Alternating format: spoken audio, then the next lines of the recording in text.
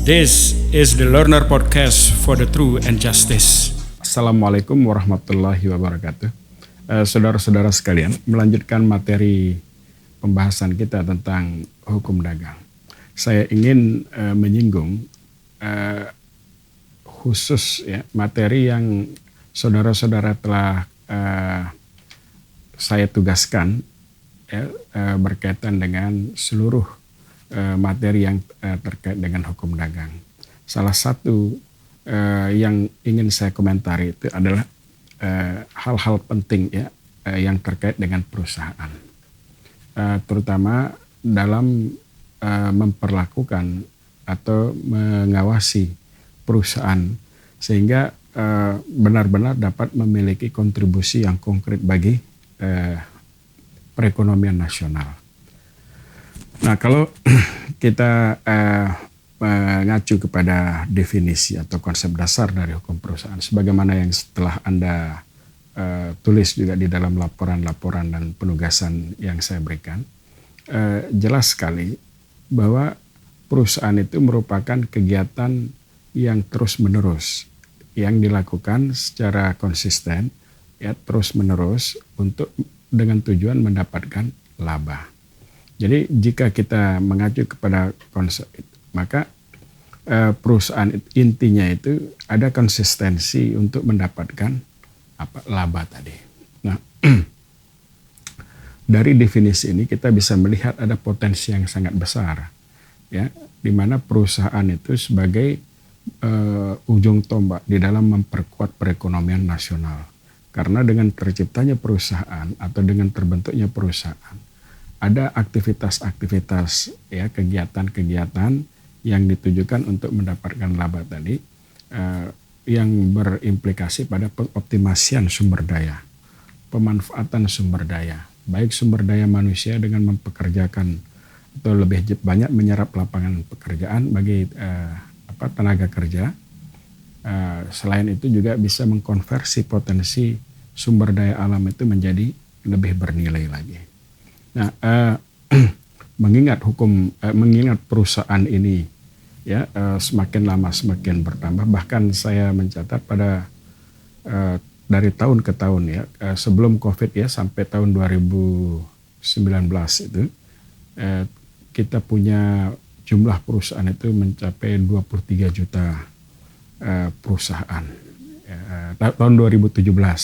Setelah itu tahun 2019 itu meningkat. Bahkan saya langsung mendengar dari sahabat Pak Direktur Jenderal Administrasi Hukum Umum Pak Cahyo yang juga melakukan yang bertanggung jawab terhadap pencatatan semua dan perizinan perusahaan-perusahaan di Indonesia.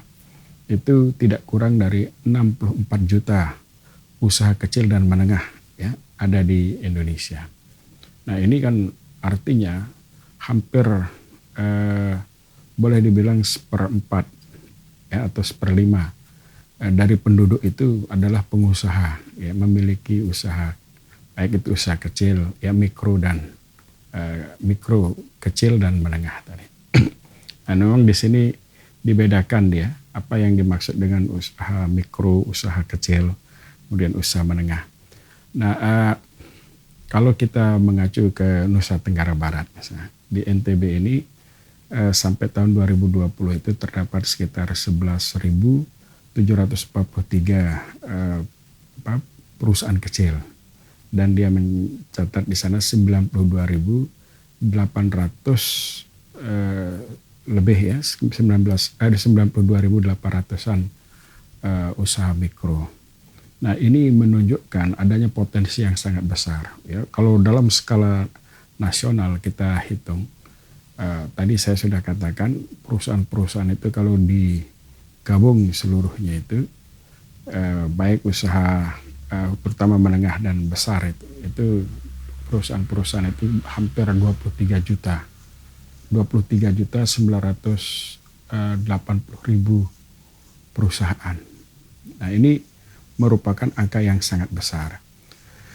Sehingga sangat patut kita mendapatkan kemanfaatan sebetulnya dari perusahaan yang sangat besar itu. Kita memberikan izin, pemerintah mendorong dan memfasilitasi pengusaha-pengusaha itu untuk mengoptimalkan potensi, baik potensi alamnya maupun potensi sumber daya manusianya tadi untuk mendapatkan keuntungan. Dengan adanya keuntungan itu dia akan memiliki kemampuan untuk membayar pajak. Dengan pembayaran pajak yang layak, yang baik akan memberikan kontribusi pada pembangunan nasional dan seterusnya. Nah ini pentingnya pengusaha itu harus diproteksi, dilindungi dan dibesarkan. Sehingga dengan adanya lebih banyaknya pengusaha-pengusaha sukses itu akan memberikan kontribusi yang real terhadap proses pembangunan nasional itu, terutama dalam pembiayaan pembangunan nasional, khususnya dalam hal-hal yang paling penting, misalnya seperti di bidang pendidikan, kesehatan, kemudian pengembangan ekonomi kecil, ya, usaha kecil dan menengah itu. Nah, jadi kita akan melihat ya, peran ya dari perusahaan-perusahaan ini terhadap perekonomian nasional itu sudah tidak diragukan lagi. Oleh karena itu pemerintah harus memberikan proteksi. Ya. Selain perlindungan, jaminan kepastian berusaha, jaminan untuk kebebasan di dalam mengembangkan potensi tadi, juga pemerintah juga harus perlu melakukan pengawasan karena hal ini penting untuk mencegah terjadinya pembiasan atau penipuan atau pembelokan yang dilakukan oleh pengusaha-pengusaha. Ya, misalnya saya ambilkan contoh pembelokan yang dilakukan oleh pengusaha itu dengan cara menghindari kewajiban-kewajibannya. Saya ketika mereview beberapa materi yang terkait dengan hukum dagang dan penugasan itu, Anda mencatat di sana bahwa salah satu kewajiban yang diharuskan oleh perusahaan itu ya adalah membuat pembukuan. Kewajiban untuk melakukan pembukuan ya, atau membuat pembukuan itu adalah perintah dari undang-undang ya, baik itu dalam undang-undang perusahaan maupun undang-undang perpajakan. Ya, undang-undang perpajakan ya, ketentuan umum tentang perpajakan di dalam pasal 1 angka 29 itu memberikan penegasan tentang kewajiban pembukuan tersebut. Nah, kewajiban pembukuan ini adalah kewajiban dari perusahaan itu untuk mencatatkan seluruh aktivitas ya, seluruh aktivitas yang terkait dengan kegiatan termasuk harta kekayaan dari perusahaan tersebut ya, mulai dari modalnya, kemudian hutangnya, piutangnya, kemudian aktiva ya, kegiatan ekspor impor atau seluruh aktivitas yang terkait dengan perdagangan yang berkaitan langsung dengan angka ya, atau yang berkaitan langsung dengan laporan ya, untung rugi dan lain sebagainya harus dicatatkan. Nah, kewajiban ini sebetulnya untuk memberikan kepastian hukum juga bagi negara di dalam melihat apakah perusahaan ini benar-benar untung atau hanya akal-akalan ya dari perusahaan itu mengatakan bahwa dia rugi dan lain sebagainya. Nah, jadi kejelasan apakah perusahaan itu untung atau rugi itu harus disampaikan. Sehingga kewajiban di dalam pembukuan ini menjadi persoalan yang paling krusial. Karena banyak sekali metode atau praktek-praktek yang dilakukan di dalam kegiatan perusahaan. Seperti yang kita lihat ya, misalnya 5 tahun yang lalu itu ada kasus Panama Papers. Panama Papers itu adalah sebuah dokumen ya, yang berisikan nama-nama perusahaan, ya, perusahaan-perusahaan yang dimiliki oleh kepala-kepala negara, pejabat-pejabat tinggi, termasuk para pengusaha-pengusaha yang dari luar negeri, dari luar Panama itu. Jadi dia bisa melakukan atau membuat perusahaan di sana dan memasukkan seluruh asetnya, menyimpan asetnya. Yang di sini yang dilihat, dicurigai bahwa aset-aset yang disimpan di Panama Papers, di perusahaan yang tercatat di Panama Papers itu adalah perusahaan-perusahaan yang sebetulnya memiliki keuntungan yang besar, tapi dengan cara-cara yang dianggap culas gitu, mengalihkan atau menyembunyikan harta kekayaannya itu ke dalam perusahaan yang dibuat di Panama tadi, yang tercatat di Panama, makanya terkenal dengan Panama Papers. Nah, perusahaan-perusahaan yang terdaftar di sana ini sebetulnya dicurigai untuk diduga mengelola aset-aset yang dianggap tidak transparan, ya. Jadi ketidaktransparansian di dalam pengelolaan aset itu yang menjadi salah satu daya tarik dari perusahaan itu, sehingga para pejabat, para pengusaha, para taipan yang ada di suatu negara itu mengamankan aset-asetnya atau melarikan aset-asetnya. Apakah itu dari aset yang halal atau yang tidak halal itu ditaruh di perusahaan itu untuk dikelola dan sehingga dia menjadi legal dibuat. Hal ini yang menjadi problem, ya. Ketika kewajiban pembukuan itu tidak dihormati, maka akan semakin banyak perusahaan-perusahaan yang ada di Indonesia juga akan melakukan tindakan yang sama, ya, capital flights misalnya, ya, penarikan atau pengiriman uang ke luar, yes, yang mengakibatkan berkurangnya peredaran dana atau peredaran modal yang ada di Indonesia. Ini berimplikasi buruk terhadap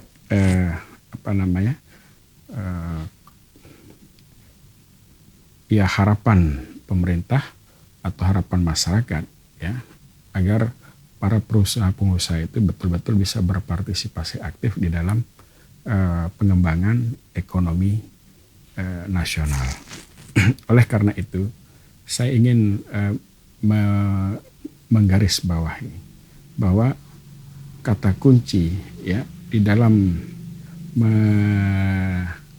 melakukan pengawasan itu adalah transparansi. Transparansi itu dapat diwujudkan dalam bentuk pembukuan yang mencatatkan seluruh, ya, permodalan, ya, harta kekayaan, baik hutang piutang maupun aktivitas dari pengusaha tadi atau perusahaan tadi di dalam kegiatannya berbisnis tadi atau berinvestasi. Nah,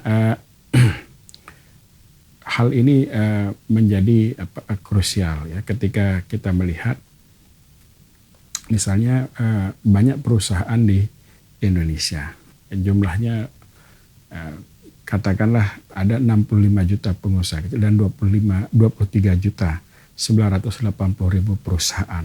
Ini menurut catatan statistik, ya, kan seharusnya ini menjadi potensi, ya, potensi yang sangat besar di dalam menggerakkan perekonomian nasional, karena perekonomian nasional itu akan berkembang apabila para pengusaha nasionalnya itu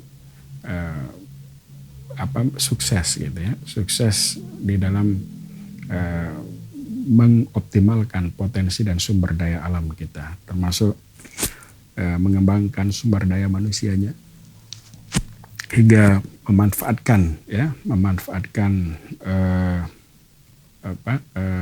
potensi-potensi yang ada, ya, yang berkembang di masyarakat kita, baik potensi alamnya, potensi manusianya, potensi ekonomi dan seterusnya itu.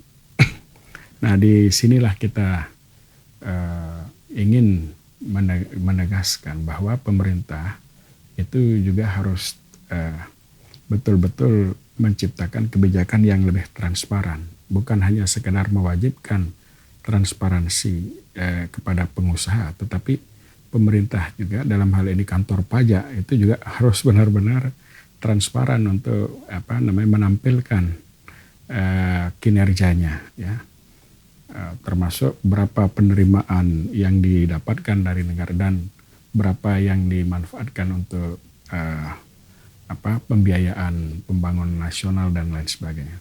Karena kantor pajak ini sangat krusial sebab dia adalah institusi yang sah, yang diberikan kewajiban, ya, yang diletakkan kewajiban atasnya untuk mengumpulkan seluruh sumber dari penghasilan atau manfaat dari apa yang dilakukan, apa yang dikembangkan oleh para pebisnis atau para ekonom di negara kita, para pengusaha, ya, para pengusaha ini.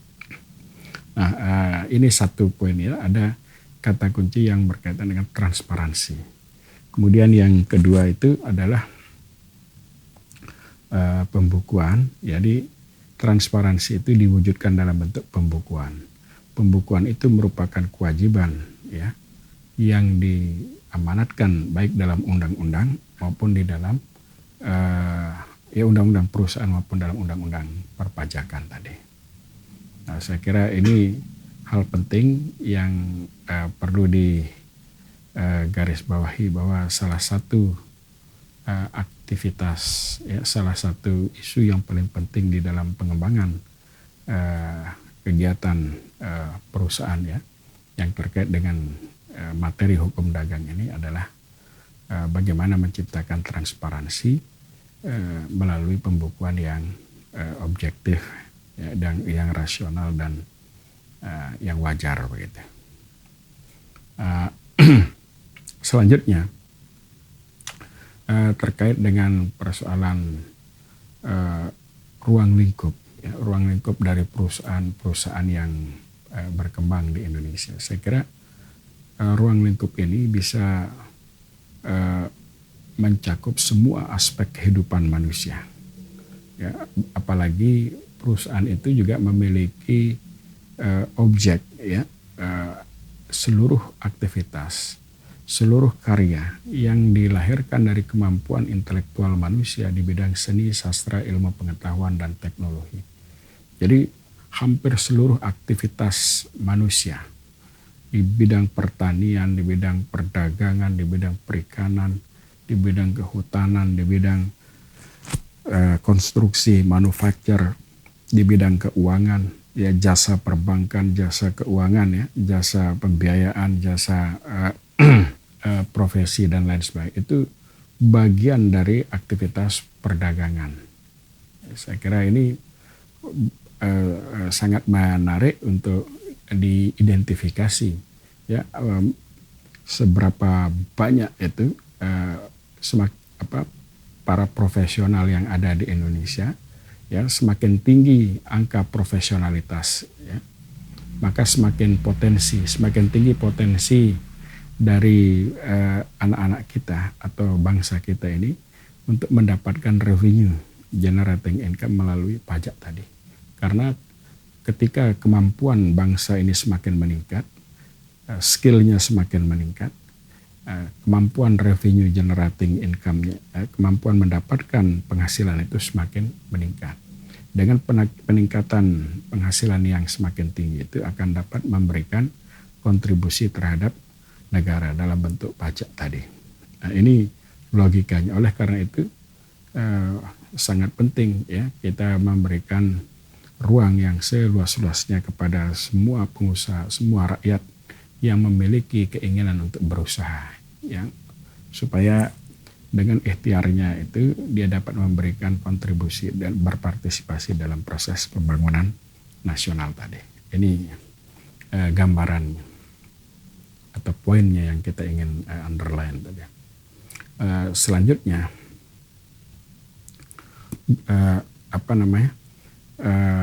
tadi ruang lingkup yang saya sampaikan.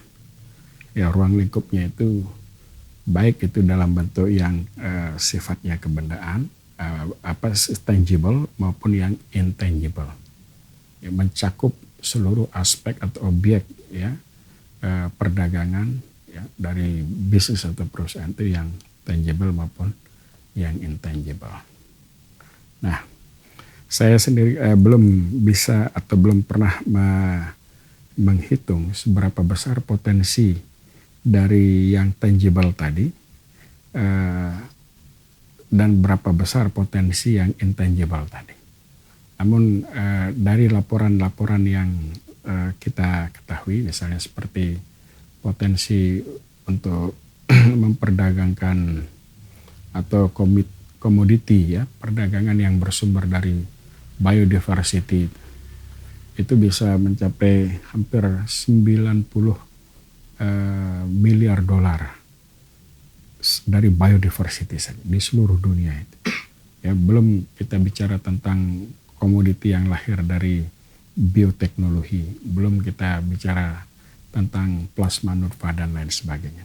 Nah, ini potensi, ya, yang sangat besar, dan itu hanya bisa digerakkan oleh perusahaan. Ya, kalau individu saya kira terbatas kemampuannya di dalam melakukan aktivitas bisnis, ya, yang berkaitan dengan pengembangan plant varieties, mendemasifikasikan dan memproduksi dalam jumlah yang besar. Nah, ini hanya bisa dilakukan oleh perusahaan-perusahaan. Oleh karena itu potensi, ya tadi karena dia punya ruang lingkup yang sangat besar, maka potensi yang bisa dimainkan atau peranan yang bisa dimainkan oleh para pengusaha itu juga sangat besar. Bisa mengoptimalkan seluruh sumber daya yang ada di wilayah Indonesia ini. Nah, ini gambaran. Jadi kita sudah bicara tentang kata kunci, ya, di dalam melihat atau memahami, ya, peran dari perusahaan di dalam proses ekonomi nasional tadi. Ya, salah satunya itu hanya akan tervisualisasi dan terbadankan dengan baik apabila pemerintah dapat menciptakan sistem yang lebih transparan, ya, yang transparan. Ya, jadi kata kuncinya itu transparansi. Nah, di tingkat perusahaan, transparansi itu diwujudkan dalam bentuk pembukuan tadi, ya, pembukuan yang memuat seluruh aktiva, baik aktiva maupun pasiva dari sebuah perusahaan tadi, kemudian memberikan gambaran tentang aktivitas apa yang telah dilakukan, apa yang mendapatkan keuntungan dan apa yang tidak, dan seterusnya. Itu harus dicatatkan.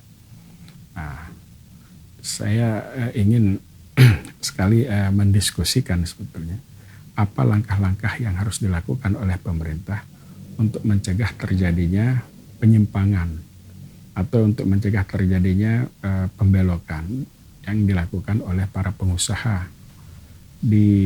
yang menyimpan asetnya itu di luar negeri, ya, supaya tidak terjadi capital flight. Apa yang harus dilakukan? Nah, dalam pandangan saya, ya, untuk mencegah terjadinya capital flight itu, pemerintah perlu mengeluarkan kebijakan di bidang perdagangan yang terkait dengan satu, kepastian hukum, ya, kemudian keluasan di dalam berusaha, dan ketiga jaminan, ya, jaminan berusaha untuk mendapatkan keuntungan, ya, sehingga orang itu tidak ingin menaruh uangnya, tetapi justru menggunakan uangnya di dalam negeri dan dioptimalkan untuk kemakmuran atau kesejahteraan rakyatnya. Ini adalah langkah-langkah yang perlu diperbarui, baik itu kebijakan di bidang perdagangan yang semakin bagaimana menata aktivitas perekonomian, investasi, dan perdagangan itu secara rasional, transparan, kemudian meningkatkan efisiensi, efektivitas, dan memudahkan para pengusaha dalam mengembangkan bisnisnya. Nah, bukan kita lihat hanya orang-orang tertentu yang bisa mendapatkan kemanfaatan dari itu. Misalnya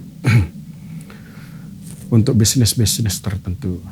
Hanya orang-orang tertentu yang mendapatkan akses atasnya. Ya, karena pengelolaan atau pemanfaatan sumber daya itu tidak dilakukan ya dengan proses yang transparan. Ini berimplikasi pada image yang buruk. Kalau saya misalnya berinvestasi di negara Anda, apa yang bisa saya lakukan? Apa yang bisa saya dapatkan gitu, misalnya gitu. Nah, kalau misalnya ada perlakuan yang berbeda, ya perlakuan yang berbeda antara pengusaha asing dengan pengusaha nasional yang memiliki privilege tertentu, pasti pengusaha asing itu juga berpikir kalau misalnya tidak ada transparansi, tidak adanya kepastian, tidak adanya keterbukaan ya, tidak adanya jaminan di dalam berusaha atau mungkin kemudahan-kemudahan lain, saya kira ini akan menjadi problem di dalam upaya kita untuk menarik ya investor untuk mengundang mereka dalam berpartisipasi untuk mengoptimalkan sumber daya nasional kita itu. Nah, jadi itu strategi atau langkah yang harus ditempuh. Kemudian apa implikasi? Tadi saya katakan kalau misalnya kita gagal menciptakan strategi yang baik dalam mempertahankan atau mengelola sumber daya, ya, mengelola sumber daya nasional kita. Kalau kita gagal mempertahankannya, gagal menciptakan strategi yang tepat, maka kita akan tidak dapat memberikan jaminan, ya, tidak bisa menjamin bahwa orang-orang atau para pengusaha itu akan melarikan modalnya keluar atau menyimpan, ya, bahkan melakukan offshore, ya,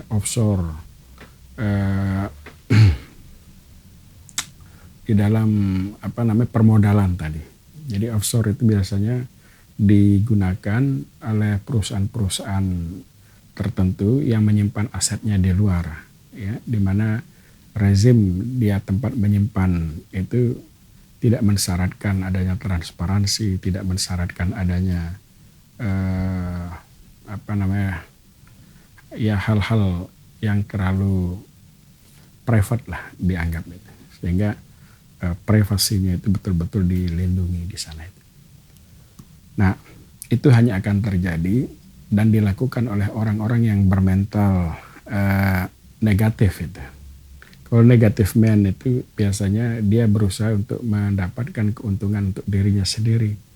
Ya, tapi kalau orang yang memiliki mental positif itu biasanya pengusaha itu akan dengan fair mengembangkan usaha, melakukan bisnis, mendorong seluruh potensi-potensi ekonomi yang ada di negara tertentu untuk berkembang sehingga kita bisa bertransformasi bersama.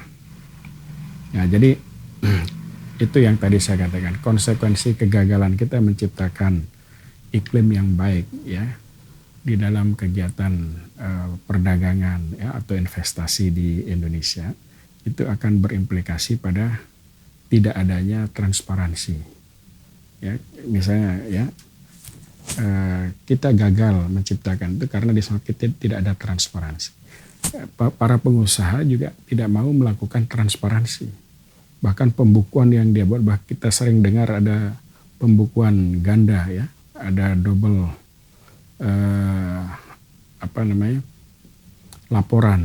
laporan ganda yang dilaporkan kepada pemerintah dengan yang dilaporkan oleh perusahaan itu untuk perusahaannya dia sendiri.